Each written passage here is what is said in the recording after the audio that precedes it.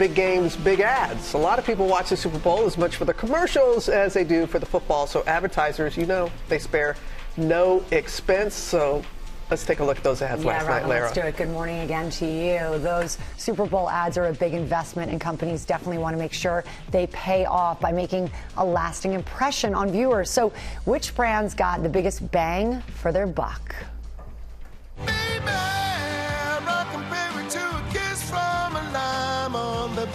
The commercial starring Seal as a seal, stealing the show.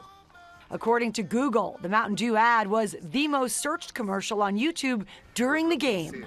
Another hit, Glenn Powell sporting a blonde wig, playing Goldilocks for Ram trucks. Those look just right. Then there were the ads spotlighting female athletes, like Dove's adorable, speedy 3-year-old, with an important message about building up girls' confidence. Nike putting powerhouse women like Jordan Chiles and Caitlin Clark front and center. Whatever you do, you can't win. So win. And other campaigns pulling at our heartstrings, like Pfizer's Little Boxer. After knocking out cancer. Uh-oh, watch out for the goal! It was this lightning speed blue alien that took home the top Google search for movie ads for Disney's upcoming live-action Lilo and Stitch. And finally, rugged Harrison Ford selling an American-made car. My friends, my family, my work make me happy. This Jeep makes me happy, even though my name is Ford. And that was one of the big winners for me. Harrison Ford had us guessing what he was selling for a good part of that heartfelt commercial. And when we found out it was an ad for Jeep, he finishes with that perfectly nuanced, dry delivery, referencing the irony, of course, that his last name is Ford. Guys. As only he can do, Lara, right? We have advertising expert and host of the On Brand podcast, and just a great guy, Donnie Deutsch, is here to talk about last night's ad. This is a tradition. Yeah, we always have you on the morning after. It's these years, though. They fly. I know they do. I know. So we have the Google searches, what they say. Okay. What say you? Okay.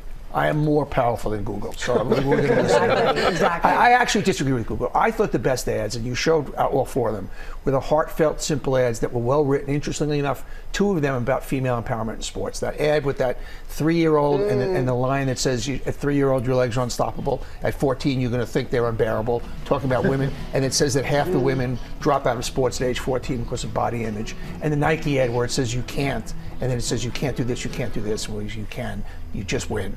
And I thought those were wonderful, wonderful, wonderful. Yeah. I thought also the Pfizer ad with the little boy running with the boxing gloves, with a message at the end that says we've got 8 trials to cure cancer by 2030. It's like your heart moved, and I thought the Harrison Ford ad was a great anthem for the times. It talked about if you see somebody you don't necessarily agree with, wave at them. Yeah. And I thought those contrasting with what I call celebrity stuffing. So many celebrities and so many ads that we were talking even before on the break. Can you remember what you might remember the Seal ad? Do you remember what it's for? Exactly. Yeah, you weren't impressed overall. No, overall, I think what's happening, I think I would guide people, just stay away from celebrities. It forces you to have a good idea. And I think sometimes it's just, let's get this one, let's get that one, let's get that one. And the 4 ads I referenced were simple. They're just very well written, very soft spoken, but with a big, powerful message. But did any of those zany celebrity ads connect? Did any of them work for you? Not for me. Once again, once you see, Eugene flying Levy, eyebrows, no? Eugene Levy with his eyebrows flying, which I won't even remember what the ad is for. At least for Pringles with the flying mustache, I remember Pringles. And then you see like William Dafoe and Catherine O'Hara from Michelob Ultra. Yeah. Yeah. I mean, I love both of them, but once again, celebrities, when they have, I mentioned the Harry Met Sally ad last week with Billy Crystal and Meg Ryan, that had a relevance. There was a reason that they were in the ad, as opposed to, let's get this one, let's get that one. But it's such a balance now, because you've got social media and Google and the internet, and then you have the linear audience, and they kind of like 2 different things, it seems. Well, what's interesting is no social media stars ever make it to TV, which is interesting. You have the big podcast stars, big social media stars, which are the kind of the new age celebrities. But Super Bowl on TV is still going with legacy celebrities, movie stars, TV stars. Overall, is all this spending on the Super Bowl commercials worth it from the perspective of these people? That's an $8 million question. I think it is. I think it's not only just obviously the 30 seconds, but it's this kind of stuff. They do hypes leading up to it. They bring their sales forces there. I think it's really the only day of the year that we pay attention actively Yeah. to advertising. That's true. So I think you get a bigger bang for your buck, and I think it's really worth it.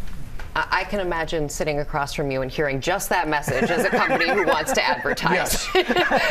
Donnie Deutsch. Yeah, like, sign me up. Yeah, exactly. Thank you so much, as always. Great to see you.